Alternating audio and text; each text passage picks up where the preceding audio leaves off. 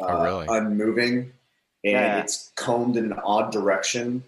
And, we've seen the character basically standing up the entire time, but for these scenes here, we have to get on top of his head, we have to see the side of his head and the back of his head, and it just looks like there's something kind of on there that's kind of not fixed, that's not moving when he moves around a little bit, except for, a little bit of bangs. It's very much a Captain Kirk thing, But I'm sure, as with most men, everybody kind of thins on the top, so I'm sure they don't want to catch that on the camera. Yeah. But when he's moving around, it did look like there was something kind of covering all of the stuff. Even in this moment here, you can kind of see a little bit of on the side, some weird combing or pushing of hair. There you go. That's all.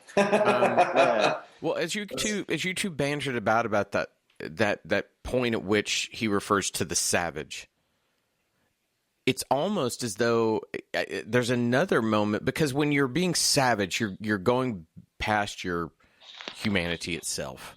Right.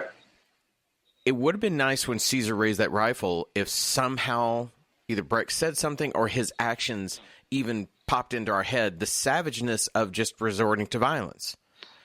There's another missed opportunity, because I, like Sean, I didn't so much think the missed his head, but what I thought was, this doesn't do anything for me. When Caesar gives in and he and doesn't do it, there's not enough weight there for it to matter. We should have been countering the argument of savages. We're not the one that's taking an entire race of creatures and making them slaves. Who is this true savage? Yeah, and then he could raise, at that point, if he said something exactly like that and raised it, and then Breck was like, yes, but you're the one giving in to violence. Even though Breck's blowing everybody away. Now.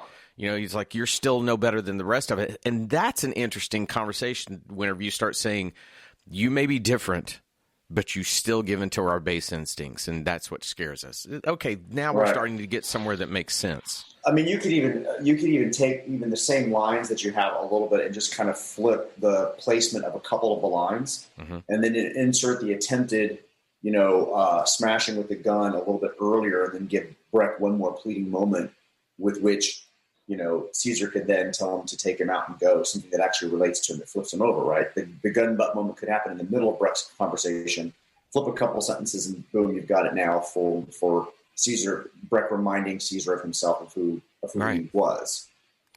I mean, the minute doesn't do a whole lot more than, obviously, this little exchange of ideas, except for one thing. It begins the introduction of Lisa as empathetic humanity throughout this whole final few minutes.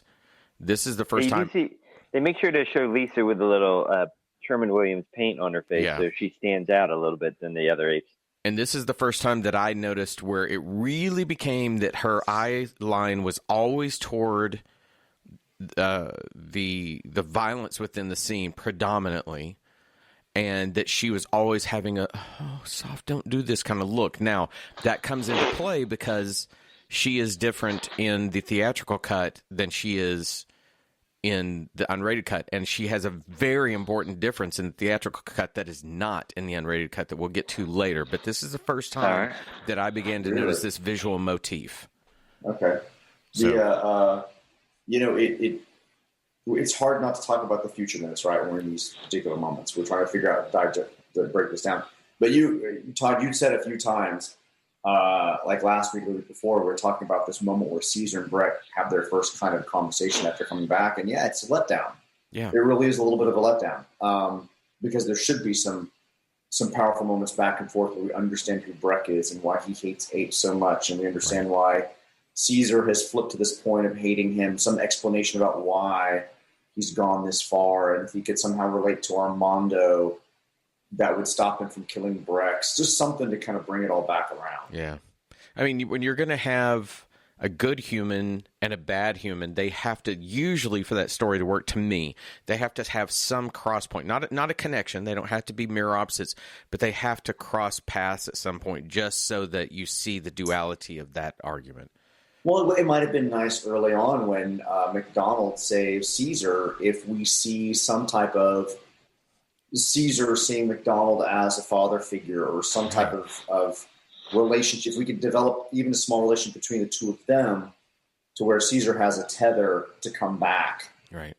Just something that kind of helps him, it makes him forgive Breck for this moment before he's about to beat him, because he recognizes in a McDonald and Armando or something about that. I don't know. Just it might have been nice to build a relationship with McDonald and Caesar a little bit more. I agree with that too. Yeah. All right. I think that's minute 81 in a nutshell. I don't know that we can extract more from that, but I do think, to your point, Richard, it is not, it would be nice to be able to jump ahead to those future minutes. But at the same time, I do think because we're watching two different versions of that, that was one reason I'm trying occasionally just to at least pepper that, because I think by the end of the week, when we start getting into the differences here, it's going to be really important that we open that door and say, look what's happening here and how this changes it. So I'm fascinated because I'll tell you this. So I rewatched this, of course, before we started the minutes, right? Mm-hmm. And I downloaded the script, but I hadn't actually compared the script to the theatrical release, mm-hmm. and they are surprisingly alike to a point. Right. And I was really kind of amazed at where Dehn wanted it to end versus, and maybe we should talk about that during the credits. But anyway, I hadn't read the script until I read it just this morning, kind of getting ready for the last little push here. And I was just kind of like, oh, yeah, okay. There's a lot alike, and there's just one little divergent thing. Well, we will get to those divergent things throughout the week. Let's put this one to bed. Let's come back tomorrow and do minute 82. For Rich and Sean, I'm Todd. Everybody have a great day. Bye. Bye, everybody. The minute of the apes. The minute